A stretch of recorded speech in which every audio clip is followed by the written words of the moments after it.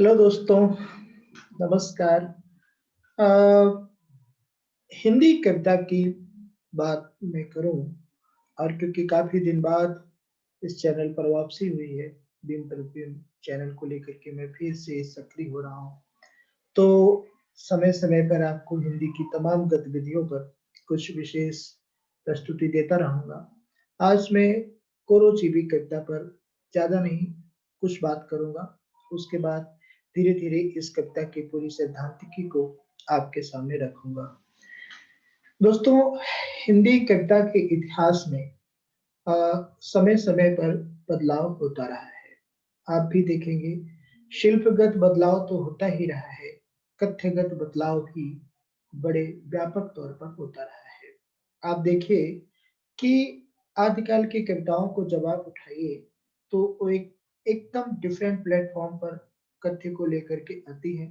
जैसे युद्धों का वर्णन, श्रृंगारिकता का वर्णन, प्रकृति का चित्रण और प्रकृति के माध्यम से सौंदर्य का वर्णन, आदिकाल की प्रमुख विशेषताओं में। उसके बाद आप भक्ति काल को देखिए, भक्ति काल के बाद भक्ति काल में जो अ, जन धर्मी अ, परंपरा का जो निर्वहन किया जाता है, चाहे वो सगुण भक्ति धारा हो, चाहे वो निर्गुण भक्ति धारा हो, वह काबिल-ए-तारीफ़ है। यानी राज्य सत्ता से प्रतिरोध करते हुए सीधे जन से जुड़ना किसी मामले में मामूली बात नहीं है। तो सत्ता से जो प्रतिरोध की बात है, वो हम मध्यकाल में भक्ति काल से देखते हैं। सीधे जन से संवाद होता है और ये अपनी तरह का पहला संवाद होता है, जिसमें कवि राज्य संरक्षण को पूरी तरह से त्याग करके जन के संग साथ को अपनाता है। लोक परंपरा, लोक रीतियों में आई जड़ताओं को खत्म करते हुए एक नवीन परंपरा का सूत्रपात करता है। उसके बाद आप देखिए कि रीतिकाल में फिर अ, वही स्थिति दोहराई जाती है और फिर राज्य के संरक्षण में साहित्य फलने-फूलने लगता है।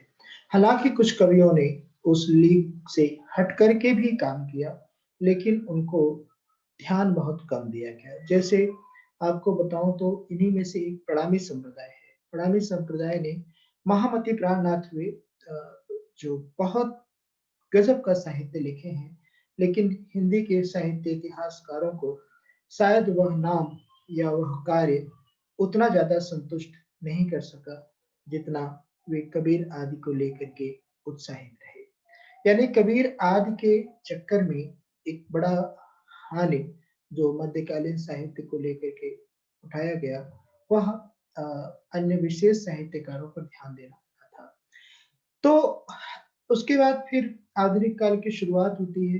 भारतीय युग में राज्य सत्ताओं का से लेकर के अ, अधुनातन प्रवृत्तियों तक को जिस तरीके से राजसत्ताओं का प्रतिरोध करते हुए अधुनातन प्रवृत्तियों को जिस तरीके से तवज्जो दी गई, वह काबिल-ए-तारीफ़ थी और साहित्य की अन्य विधाओं की शुरुआत यहाँ से होती है। अब क्योंकि बात मैं कविताओं को ही केंद्रित में रख कर के करने चल रहा हूँ, तो अन्य विधाओं पर चर्चा करना अपेक्षित नहीं है यहाँ पे। लेकिन इतना तो ज़रूर है कि हिंदी साहित्य समृद्ध होना अगर शुरू होता है, तो वह भारतीय द्वीप की देन है। द्विवेदी युग में आदर्शवाद और नैतिकता प्रभावी रहती है, तो छायावाद में सभी बंधन तोड़कर कवि अ, चाँद के पार जाने की कोशिश करता है। प्रगतिवाद फिर सीधे जन के बीच जनता से संवाद की करता है, तो प्रयोगवाद कवि की प्रयोगशाला में किस प्रकार की संवेदना, किस प्रकार के शिल्प आज़माए जा सकते हैं, इसका एक ज्वलंत उदाहरण है। नई कविता अ, व्यक्तिगत दुःख, क्षोभ, कुंठा, संतरास से होते हुए अ, संभावनाओं को तलाशने की कविता है, तो समकालीन कविता राजनीतिक विद्रोह से उपजी विसंगतियों का यथार्थ चित्रण मानी जा सकती है। धार्मिक और सांप्रदायिक विविधताओं को टक्कर देती हुई ऐसी जनधर्मी आवाज़ सभी जुड़ना चाहते हैं, संवाद करना चाहते हैं। तो अ, समकालीन कविता विशेष अर्थों में एक नई परंपरा की शुरुआत लेकर आती है और ठीक जाकर के मध्यकाल की हिंदी कविता को अपना आदर्श रूप मानकर चलती है। तो ये एक लंबी परंपरा रही है, जैसा कि मैंने आदिकाल से लेकर आज तक की बात बताया और समकालीन कविता आज तक की कविता को कहा जा रहा है। इसमें जब हिंदी कविता व्यापक तौर पर बदलाव माँगती रही है, खासकर आप भारतेंदु युग से लेकर के समकालीन कविता तक की यात्रा करिए, तो 18वीं शताब्दी का 19वीं, 20वीं और अब जब 21वीं शताब्दी चल रहा है, इसमें बहुत सारी प्रवृत्तियाँ बनती हैं, बिगड़ती हैं और उन पर चर्चा भी खूब होता है। एक बड़ी घटना ये रही कि इधर आलोचक एकदम शांत हो गए, आलोचक एकदम चुप हो गए, मौन हो गए। या तो वे कॉपी पेस्ट करने के चक्कर में पड़ गए, या तो वे पुस्तकों की संख्या बढ़ाने के चक्कर में पड़ गए, या तो फिर वे अ, अपने गुट, अपने गैंग और अपने जनों को उठाने के चक्कर में पड़ गए। तो आलोचक का विभिन्न चक्करों में पड़ना, साहित्य में जो चर्चा और परिचर्चा के विषय का जो स्पेस होता था, उस स्पेस का खत्म होना है और इस स्पेस के खत्म होने से आलोचक नाम की कोई विश्वसनीय आवाज न रह गई। पिछले दिनों श्री प्रकाश शुक्ल जी से इस पर मेरी लंबी बातचीत भी हुई और जल्दी बुक होम में भी आना है। तो आलोचक की शक्ति सीमित होते ही जो सत्ता के बंदरबाट हुए, उसमें सबसे ज्यादा फेसबुकियों की है। मैं फेसबुक के साहित्य को बिल्कुल गलत नहीं कह रहा हूँ। फेसबुक ने सही अर्थों में लोकतंत्र दिया साहित्य को। अन्यथा बहुत से ऐसे रचनाकार थे, जिनको सुना ही नहीं जाता था, जिनको छापा ही नहीं जाता था। जैसे आज भी बहुत से जरूरी रचनाकारों को सुना नहीं जा रहा है, प्रकाशित नहीं किया जा रहा है। तो पत्रिकाओं के अपने मापदंड और अपने षड्यंत्र हैं।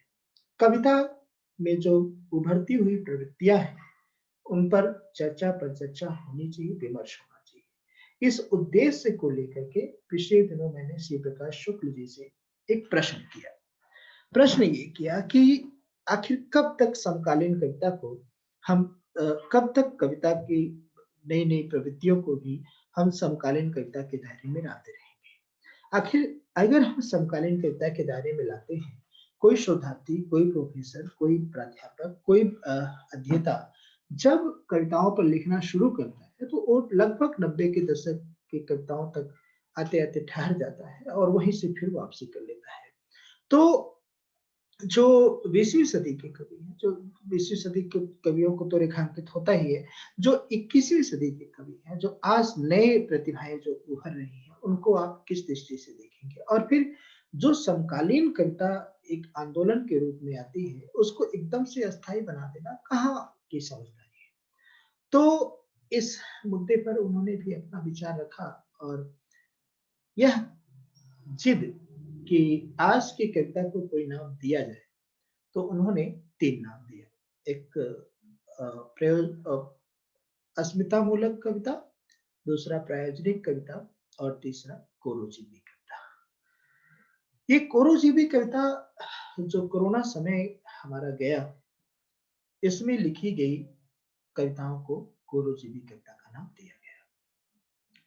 तो इसमें लिखी गई कविताओं से तात्पर्य बहुत से शुरू-शुरू में जब इस नाम को लेकर चला गया, तो बहुत से लोगों ने ये ज़िक्र किया और कई लोगों ने शंका भी आशंका भी व्यक्त की, क्योंकि कोरोजीवी का मतलब वही कविता जिसमें कोरोना का ज़िक्र हो। एक बात तो यह मानकर चलिए कि ऐसा कुछ नहीं है कि जिनमें कोरोना का ज़िक्र हो, वही कोरोजीवी कविता कहलाएगी, है ना? अब ठीक छायावाद की तरह आप इसको समझिए, क्योंकि नामकरण को समझने के लिए एक प्रयास करना होता है।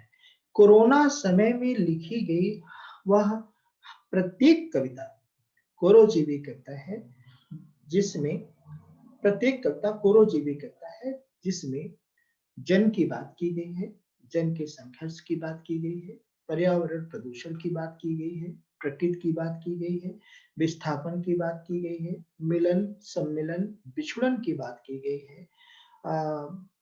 व्यापक स्तर पर भुखमरी, विस्थापन और इन सभी प्रवृत्तियों को लेकर के जो बात की गई है कविता में, वे सभी कोरोजीवी कविता के अंतर्गत आएंगे। कोरोजीवी कविता का अपना सैद्धांतिक पहलू है, सामाजिक, सांस्कृतिक, राजनीतिक, आर्थिक। ये जो लगभग 22-23 मार्च से लेकर के इवन 20, 17, 18 मार्च से इसकी लौ चिंगारी फैलने लगती है और उसके बाद से आग धीरे-धीरे बढ़ती जाती है और आज तक की घटनाओं में आप देखिए तो उस कोरोना की त्रासदी का व्यापक तौर पर चित्रांकन किया गया है, कविताओं में व्यापक तौर पर बात की गई है। तो एक तो यह मानकर चलिए कि इस प्रकार की इस समय के दौर में, इस दौर में जो भी कविताएँ लिखी गई, वह सभी कोरोजीवी कविता के अंतर्गत आएँगी। तो कोरोजीवी कविता अपनी तरह से एक ज़िम्मेदारपूर्ण कविता है। ठीक उसी तरीके से जैसे समकालीन कविता अपनी तरह से एक ज़िम्मेदारी का निर्वहन करती है। इस दौर की कविता में एक सबसे बड़ी ख़ासियत ये रही कि इसने ना तो सत्ता की परवाह की और ना तो सामाजिक जड़ताओं में स्वयं को कैद किया। जब मैं सत्ता की परवाह की बात ना करने की कह रहा हूँ, तो सत्ता, सत्ता होती है, चाहे वो भाजपा की हो, चाहे कांग्रेस की हो, चाहे किसी की हो। तो इस दौर के कवियों ने बेधड़क होकर के जन की बातें लिखी, उनके दुःख, उनके संघर्ष, उनकी यथास्थिति को अभिव्यक्त किया। जब मीडिया से लेकर सभी लोग घरों में कैद हो रहे थे, उस समय भी कवियों ने एकदम बाहर निकल कर के जन मोर्चा संभाला। जनता को आँखों देखी हाल ही नहीं बताया, बल्कि उनकी संवेदना को झकझोर कर उन्हें अ, बाहर निकलने के लिए सेवा के रूप में अ, कर्तव्य के रूप में मजबूर भी किया। ये काम कुरुजीवी कविता ने बड़े स्तर पे किया। तो ये सत्ता के प्रतिरोध में करते हुए किया। विपक्ष नहीं दिखाई दिया, मजदूर यूनियंस नहीं दिखाई दी, बड़े-बड़े नेता नहीं दिखाई दिए, सब क्वारंटाइन हो गए। लेकिन कवियों ने व्यापक एक जिम्मेदार नागरिक के तौर पर, एक जिम्मेदार संवेदनशील व्यक्तित्व के तौर पर प्रत्येक घटनाओं का अंकन किया और उनको एक व्यापक रूप दिया। तो कुरुजीवी कविता ने इतना तो बेहतरीन किया, है ना? राजनीतिक विद्रोह की बात की। दूसरा तो जल संघर्ष की बात है। इस पर कुरुजीवी कवियों ने बड़े व्यापक तौर पर काम किया कि जनता सड़कों पे मर रही है, जनता कंपनियों से बाहर निकाली जा रही है, जनता की सैलरी काट ली जा रही है। इन सभी मुद्दों पर कवियों ने ध्यान लगाए रखा और महत्वपूर्ण काम किया। तो कुरुजीवी कविता अपने उस व्यापक बोध के साथ हम सबके बीच आती है और हमें जन की बात जनता के लिए, जीवन के लिए अ, करना सिखाती है। तो कुरुजीवी कविता को समझने के लिए नेक्स्ट वीडियो में हम अ, कुरुजीवी कवियों का परिचय देंगे, कुछ विशेष कुरुजीवी कवियों का परिचय देंगे, जिन्होंने इस लॉकडाउन पीरियड में अच्छा काम किया।